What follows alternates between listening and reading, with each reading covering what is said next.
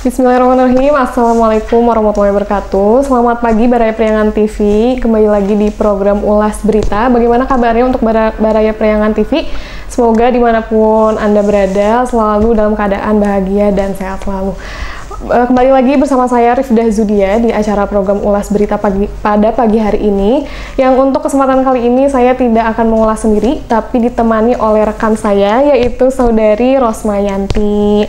Assalamualaikum Rosma, apa kabar? Waalaikumsalam, sehat. Teh Rifdah, gimana kabarnya, sehat? Alhamdulillah baik. Alhamdulillah. Ya, gimana nih Rosma? Hari ini kita mau mengulas. Iya, untuk hari ini Baraya Priangan TV kita akan mengulas berita di pagi hari di edisi hari Rabu 15 Januari 2025. Tentunya nanti kita akan menyampaikan informasi berita di wilayah Kota Tasik, Kabupaten Garut, Sumedang, Ciamis, Banjar, Pangandaran. Betul ya, Rifdah? Betul. Dan langsung saja ya, tanpa berlama-lama kita ulas saja. Betul. Di sini di wilayah Kota Tasik saya menemukan berita pertama di halaman pertama mengenai penyebaran virus HIV atau AIDS di Kota Tasikmalaya terus meningkat. Mengapa demikian? Saya akan ulas beritanya. Di sini Tasikmalaya, penyebaran virus HIV atau AIDS di Kota Tasikmalaya sejak beberapa tahun terakhir terus mengalami peningkatan. Selama 2024 kemarin di Kota Tasikmalaya terjadi 169 kasus HIV. Nah, di sini juga disampaikan bahwa faktor yang paling mempengaruhi adalah perilaku seks menyimpang, yakni lelaki atau laki-laki seks dengan laki-laki atau homoseksual. Wah, dengar atau baca berita ini itu rasanya miris sekali ya, Teh Rifdah, untuk di kita khususnya di Kota Tasikmalaya itu terus mengalami peningkatan. Kemudian homoseksual ini pastinya dan dominan itu terjadi di kalangan anak muda atau remaja gitu ya. Dan berbicara mengenai peningkatan penyebaran virus HIV atau AIDS, itu juga pasti faktornya itu karena istilahnya itu pergaulan bebas. Menurut Teh Rifdah soal ini gimana kira-kira? Dengan adanya peningkatan HIV atau AIDS itu ya, berarti kan kasus hubungan seksual di Tasikmalaya itu ternyata udah sejauh itu ya, udah separah itu. Udah parah banget. Iya, betul banget. Nah, ini saya rasa memang perlu adanya edukasi ke sekolah-sekolah atau ke remaja, para muda-mudi nih yang suka nongkrong-nongkrong gitu.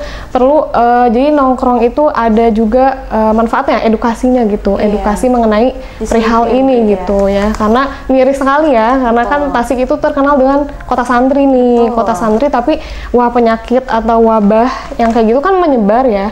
Nah, itu ternyata sudah tinggi di Tasikmalaya gitu. Nah, termasuk selain daripada edukasi di publik, kita juga mungkin sebagai orang tua mungkin ya, calon orang tua gitu ya, dan kepada para orang tua untuk bisa lebih banyak memberikan pengawasan serta mengingatkan gitu ya untuk para anak-anaknya supaya tidak terjerumus pada hal-hal yang demikian. Betul. Oke, itu untuk berita pertama di halaman pertama. Selanjutnya Teh Rifdah boleh diulas di bagian Teh Rifdah. Oke, untuk berita kedua ini kita mengulas mengenai potensi bencana pergerakan tanah ancam 10 kecamatan di daerah Kabupaten Tasikmalaya. Sebelumnya kita bacakan dulu ya. Di tengah intensitas hujan tinggi dan cuaca ekstrim, Kabupaten Tasikmalaya diketahui menyimpan potensi pergerakan tanah. Bahkan, Badan Penanggulangan Bencana Daerah Kabupaten Tasikmalaya mencatat ancaman tersebut berada di 10 kecamatan yang ada dari 39 kecamatan. Nah, kira-kira mengapa ya 10 kecamatan tersebut itu sangat berpotensi dengan bencana? Nah, ternyata di sini diterangkan bahwa daerah 10 kecamatan yang ada di Kabupaten Tasikmalaya itu karena memang kontur tanah yang labil dan mayoritas masyarakatnya tinggal di kawasan tebing dan bukit. Mungkin hal ini bisa menjadi peringatan ya untuk warga Kabupaten Tasikmalaya yang mungkin berdomisili atau tinggal di 10 kecamatan tersebut untuk berhati-hati ya untuk akan bencana ke depannya. Jadi mungkin lebih waspada lagi gitu ya. Antisipasi ya. Betul, mengantisipasi adanya bencana yang akan datang. Kita lanjut langsung ke berita ketiga ya Teh. Berita ketiga ini ada dari wilayah Ciamis nih Teh. Wilayah Ciamis ya Baraya, yaitu ada perjuangan petani muda di Benteng, yang di sini judulnya harus kuat mental, jangan kapok karena gagal panen. Kenapa tuh ya harus kuat mental? Nah, jadi di sini itu ada seorang petani Luyat Mukti, namanya Rifki, berumur 36 tahun. Dia merupakan warga Kelurahan Benteng, Kecamatan Ciamis, mengaku bisa menghidupi keluarganya dari hasil pertanian, seorang istri dan seorang anak. Untuk penghasilan bersih, ia rata-rata meraup 2,5 juta setiap bulannya.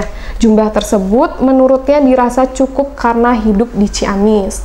Nah, dalam perjalanannya sebagai petani muda tentunya tidak selalu mulus. Terkadang Rifki menghadapi berbagai tantangan dalam merawat tanamannya. Nah, mungkin untuk kasus seperti Rifki ini apa ya? Menurut pandangan Teteh gitu ya, untuk bisa menghadapi tantangan sebagai seorang petani, yang mana kita juga tahu petani itu mungkin pebisnis, itu bagaimana gitu ya tanggapan Teteh atau opini Teteh nih mengenai orang-orang yang sedang mengalami misalkan penurunan dari karena misalkan cuaca ekstrim, misalkan di bidang pertanian gitu kan. Oke, Tarifda, dari yang tadi sudah disampaikan oleh Tarifda, menurut aku pribadi sih ya, kalau berbicara mengenai anak muda, apalagi sudah mulai istilahnya bergerak di dunia pertanian, katakanlah petani milenial gitu ya. Nah, petani milenial ini menurut saya tuh bagus sekali gitu, ada keinginan untuk menjadi orang-orang yang bergerak di bidang pertanian. Kalau misalkan dari sisi positif itu memang sangat bagus sekali, tapi kalau misalkan tadi katakanlah ada penurunan gitu kan, itu menjadi salah satu kerugian juga gitu kan untuk para petani milenial yang sedang menggarap di bagian pertanian. Mengapa demikian? Seharusnya juga kedepannya gitu ya, untuk mengantisipasi harus dibuat strategi yang bagus gitu, sehingga misalkan ketika ini lagi mau musim panen tapi kayak ini berpotensi untuk misalkan dapat membuat gagal panen misalkan, gimana nih strateginya gitu kan. Nah, kadang-kadang kita harus antisipasi terlebih dahulu. Tapi kalau dari sisi mereka anak muda yang ingin menjadi petani milenial, menjadi seorang pengusaha di bidang pertanian, saya rasa itu sudah cukup bagus sekali dan patut untuk diapresiasi. Betul sekali, setuju sekali Teh, karena mungkin petani muda itu juga perlu ada pendampingan dari pemerintah ya, ada pendampingan dari pemerintah untuk adanya jumlah yang signifikan terkait pertanian ini. Mungkin boleh Teh selanjutnya. Oke, selanjutnya Mbak Raya Preyan TV, kita akan berlanjut ke berita Garut Sumedang. Di sini saya menemukan berita mengenai polisi telusuri kasus peredaran obat terlarang di Garut. Nah, kenapa nih? Kita bacakan. Saat ini sedang mendalami lebih lanjut kasus ini, termasuk melakukan pengembangan untuk melacak asal mula barang bukti 2 jaringan pelaku.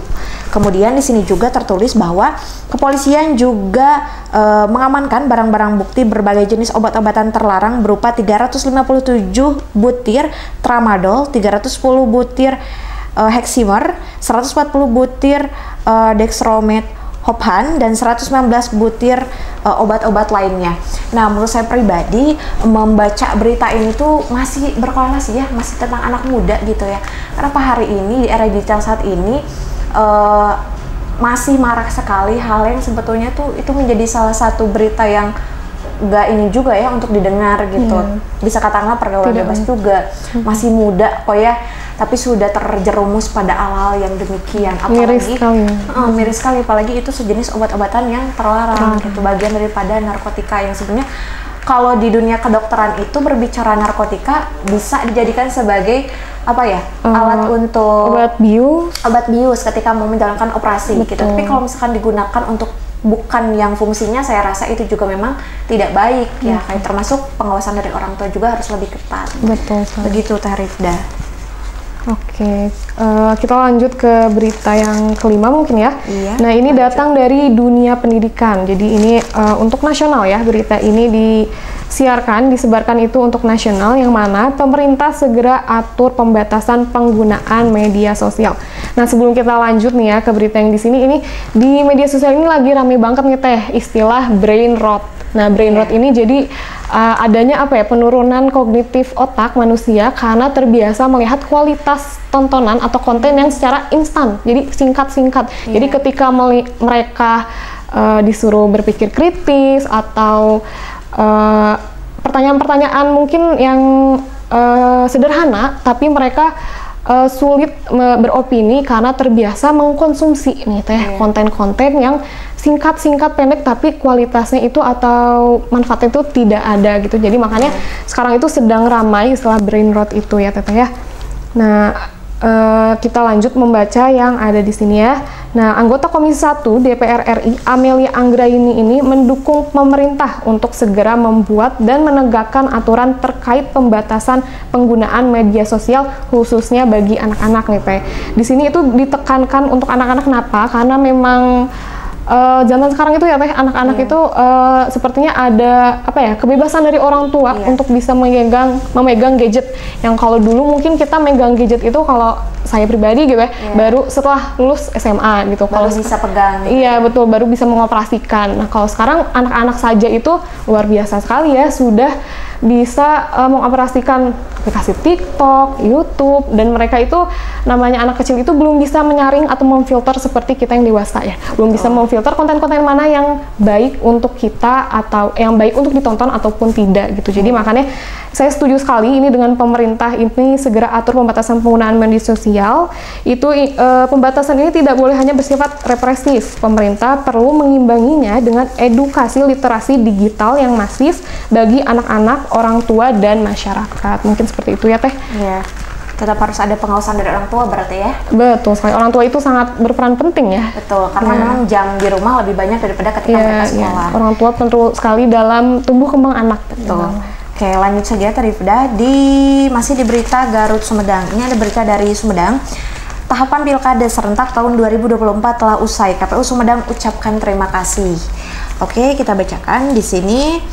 Tahapan pemilihan kepala daerah atau Pilkada serentak tahun 2024 di Kabupaten Sumedang kini telah usai dilaksanakan oleh Komisi Pemilihan Umum atau KPU Kabupaten Sumedang. Di sini juga disampaikan bahwa tahapan Pilkada tahun 2024 di Kabupaten Sumedang ini diakhiri dengan rapat pleno terbuka penetapan pasangan calon Bupati dan Wakil Bupati Sumedang terpilih pada pemilihan Bupati dan Wakil Bupati 2024 yang dilaksanakan oleh KPU Sumedang pada Kamis di tanggal 9 Januari 2024. Nah, jadi mengenai usainya Pilkada di tahun 2024 di tahun lalu, semoga ini juga menjadi salah satu harapan bersama ya Teh, bukan hanya dari pemerintah Sumedang saja, semoga untuk siapapun istilahnya yang sudah terpilih menjadi seorang pemimpin dimanapun itu, mau di Kota Tasik ataupun di wilayah Priangan Timur, itu menjadi sosok pemimpin yang bisa amanah dan memberikan tanggung jawabnya untuk kita semua gitu. Dan KPU beserta Bawaslu juga sudah istilahnya menjadi bagian dari pemilihan dan penyelenggara ya Teh, menjadi penyelenggara, karena memang tanpa Bawaslu dan KPU dan usaha partisipasi dari kita semua, dari masyarakat, Pilkada juga tidak akan berjalan dengan lancar. Semoga pemimpin terpilih bisa menjadi pemimpin yang amanah atas tanggung jawab yang telah diberikan. Betul sekali. Oke. Masih ada dari Teteh? Sudah. Oke. Nah, mungkin Baraya Priangan TV untuk berita di edisi hari ini di Rabu 15 Januari 2025 itu mungkin yang memang sedang hangat-hangatnya gitu. Dan sebelum kita akan berakhir pada program ini, di sini saya menyampaikan ada ragam iklan nih untuk seluruh Baraya Priangan TV yang sedang memerlukan kebutuhan elektronik ataupun misalkan jasa pelayanan, itu bisa langsung melihat dan mengecek di halaman terakhir koran kabar harian Priangan TV, di kabar Priangan, di koran kabar Priangan, ataupun kalau misalkan ingin melihat banyak sekali berita menarik ya, tidak hanya berita yang lagi tren isu di berbagai wilayah Priangan Timur, bisa langsung mengecek portal media sosial di www.kabarpriangan.com. Termasuk ada TikToknya ya Teh, ada TikTok, ada Instagram, ada YouTube-nya Priangan TV juga. Ada X-nya juga. Oke, ada X-nya juga. Ya mungkin sudah ya Teh. Ya mungkin sekian ulas berita dari kita pada pagi hari ini. Semoga bermanfaat. Saya Rifda Zudia pamit undur diri. Dan saya Rosmayanti. Sekian. Wassalamualaikum warahmatullahi wabarakatuh.